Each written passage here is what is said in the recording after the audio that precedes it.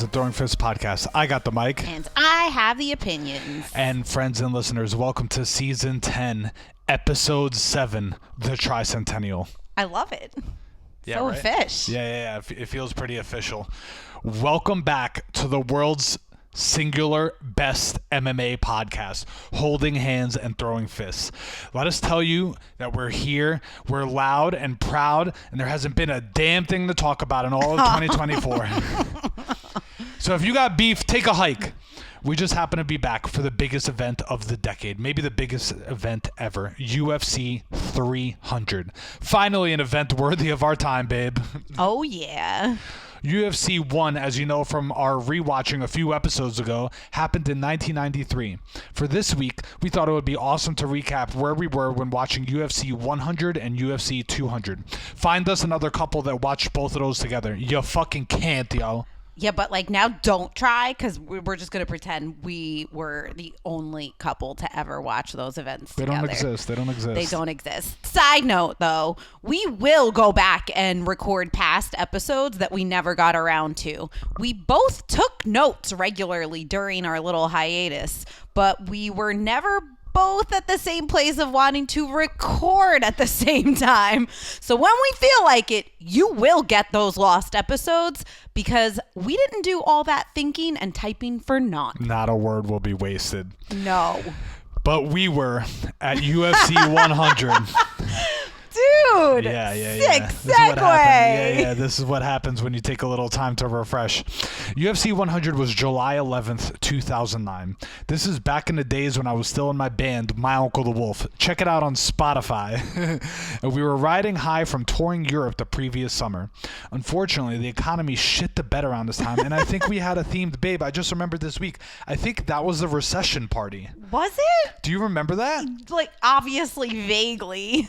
I think we drank cheap-ass beer and wore cheap-ass clothes, but I'm unsure how it was different from anything else that we were celebrating at the time. Yeah, it's hard to picture anything but Bud Lights all the time. That's right. Yeah, we were going out of our way. I think we drank PBR. We took a step down. But I remember then my sister showed up with Bud Lights for sure, because they're the sponsor, you know? So we went to my singer Zach's house, and my partner in crime over here joined the party with the future mothers of my godchildren. Damn, who would have thought? My partner over here was super cute. This is from her first era of watching fights, where she would watch between her fingers, which was really, really cute. I remember that. It was pretty fucking awesome. That was a long era, honestly. I can admit that. Yeah. I was a super casual fan at the time. I was recounting this while making the notes. I started getting into the UFC around UFC 71 in earnest, so I didn't know that much. But what stood out to me was that my brother, who famously loves English hooligans for some reason, for that reason, was a huge fan of Michael Bisping. So he kept hyping up the Bisping versus Henderson fight beforehand. For those listeners who are bigger UFC fans, you already know what happens. But for those who may not know, let me tell you how silent the room went when Michael's Bisping got knocked the fuck out in what is essentially the worst knockout in UFC history. Oof. Drop what you're doing right now and Google Henderson knocks out Bisping to see exactly what I'm talking about. We definitely watched the rest of the card, but my spotty memories from the night were all in the kitchen drinking beers. Listen, as long as we were together. That's all that matters. I checked out with MMA around UFC 113 for a few reasons, but got back into it around UFC 179. 113 was when Shogun knocked out Machida in Shogun Machida 2. And I checked out. And then 179 was Jose Aldo versus Chad Mendes 2. So by this point, my partner over here and I were living together at that point, and just got back into watching UFC to watching Conor McGregor's ascent, which really started by UFC 189. Needless to say, we were both invested and super pumped for UFC 200. This card was a weird-ass shit show where, surprise, surprise, Jon Jones fucked it all up by testing positive for drugs. Cheater. He's a liar and a cheat, and I hate him, in case you've forgotten. We give you almost 150 episodes, and then we go straight for 10 seasons, and then we take a little bit of a break, and all of a sudden you forget that You hate Jon Jones. Never forget that. I hate him.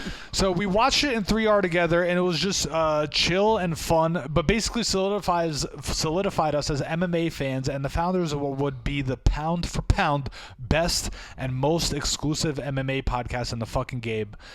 That's right. You friends and listeners of ours are really part of an exclusive group, an exclusive club. So, babe, tell them about UFC 300 now.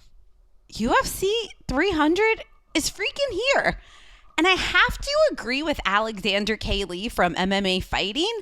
Like, I'm excited, but maybe not as excited as I thought I would be. Like, you all remember listening to us talking about UFC 300 a few months ago in 299. I don't know. There's just like so much constantly going on in life, not necessarily MMA. But I'm going to go out of my way to be as excited as we actually should be. And one way for us to get us there was to record holding hands and throwing fists, finally. So where do we even start? Tell them, babe. UFC 300 is this Saturday, April 13th. And to get our minds and our hearts in the right place, our girls Valeriana and Nara are having a first birthday party to kick off our day. You probably heard us mention potentially having a watch party. And as a matter of fact, George even asked Mike Heck if we should have people over. And this is what he said. Holding hands. Go ahead.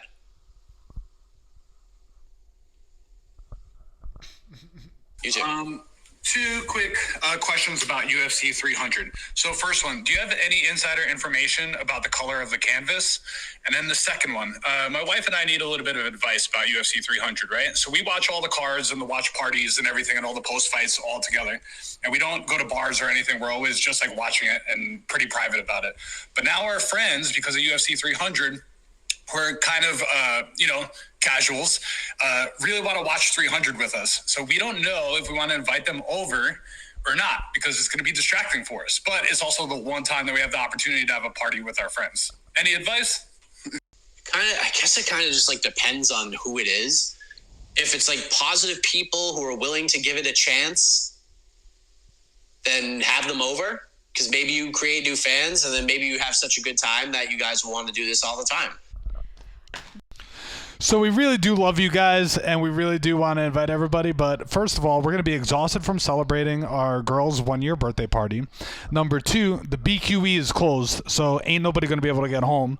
And then we really thought about it and said, nah, there are 13 fights on the card, and we want to actually watch them all. First of all, 13 fights is a sweet number. Mm-hmm. And it's not too many. And an add-on that we truly care about 11 out of the 13. But I think I'm all invested. Honestly, babe, I know you said that you were like with Alexander K. Lee, but today I started getting really giddy with excitement. Good. I needed that. I needed that. Thank you. So since we care about so many of the fights, there's no way for us to tell you about them all, but we're going to tell you what you should watch on the early prelims that start at 6 and the regular prelims that start at 8. Fair enough.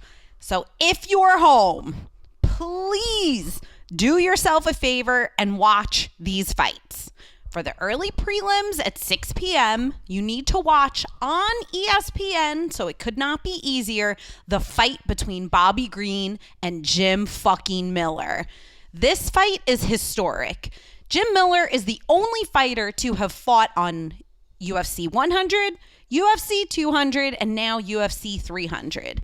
That is one incredible career, so give him the respect he deserves and watch his fight. Jim Miller brought his MMA fashion to Media Day. Did you see him? I retweeted it and said MMA fashion. I sure did. Fuck yeah, babe. Yeah. So at Media Day, Jim Miller wore the jacket he was given for UFC 200. So we love that. No, 100. What? No, it was 200. No, it was 100. Okay, now we're gonna have George will check while I keep going. I'm telling you, it's 100. Well, but continue. Either way, we love the throwback, and I really hope Miller does his best and he has fun. The one fight you have to watch from the prelims, so that's also on ESPN, and they start at 8 p.m., is our boy Aljamain Sterling against Calvin Kattar. Calvin is a freaking animal, and all of his fights are insane because he's just one of those guys who's like too tough for his own good, but also a good guy. Aljo, you know, is our boy and former bantamweight champ from Long Island, but this is his first fight at featherweight. So we're really hoping, like Jim Miller, he looks good, he has fun, and hopefully he wins.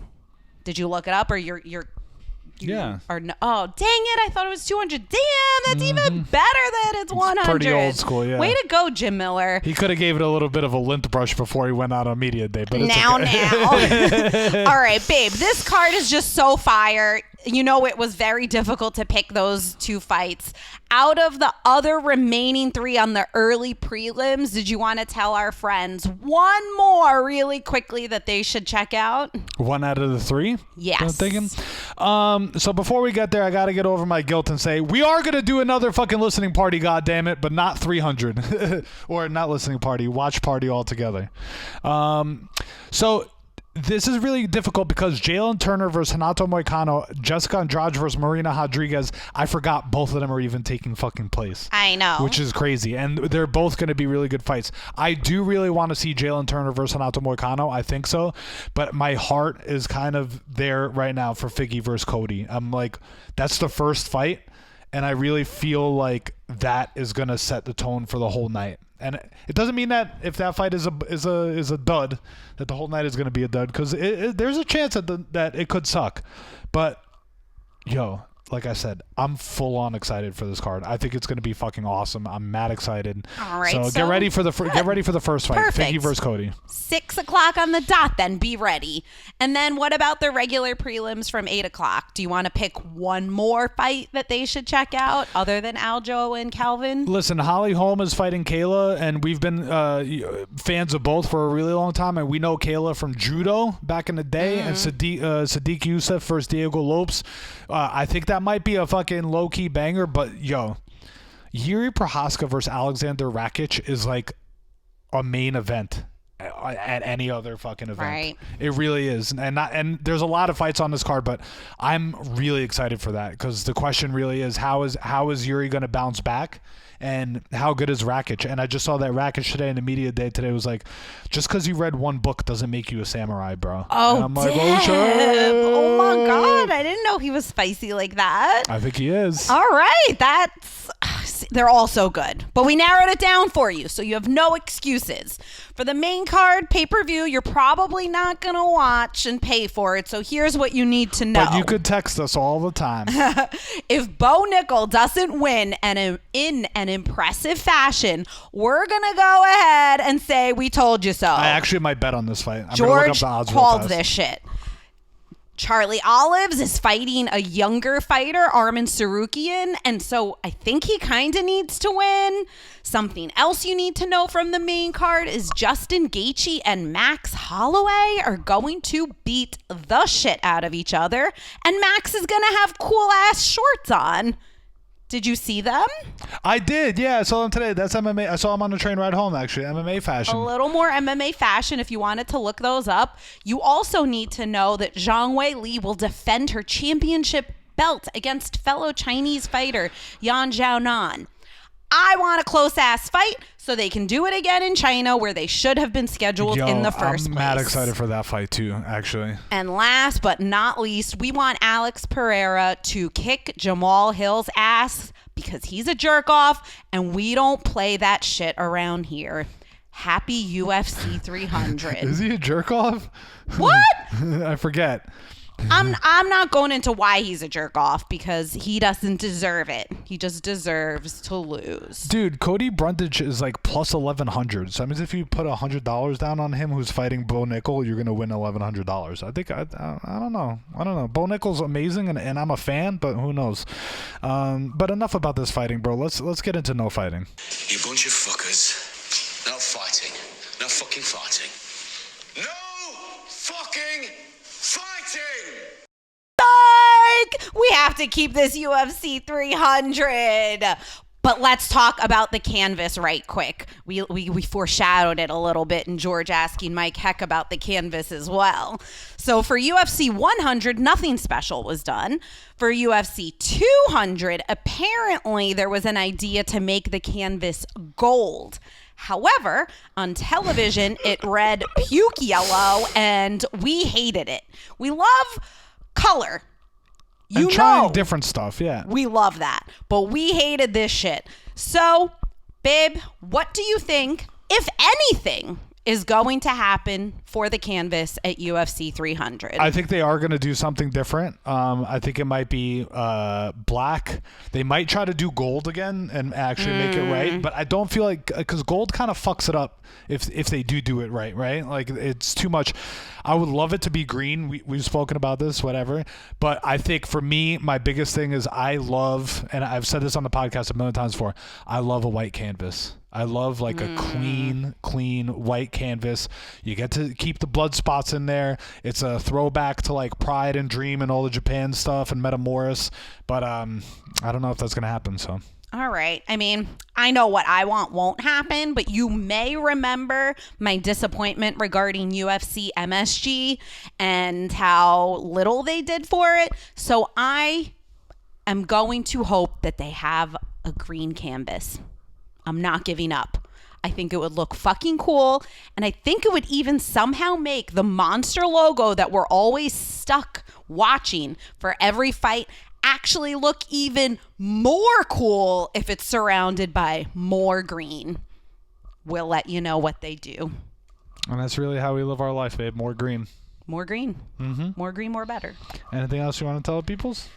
That's it. It's good to be back. Good to be back. Love you guys. Hit us up. Let us know what you think. And remember, continue to hold hands and throw fists as you see necessary.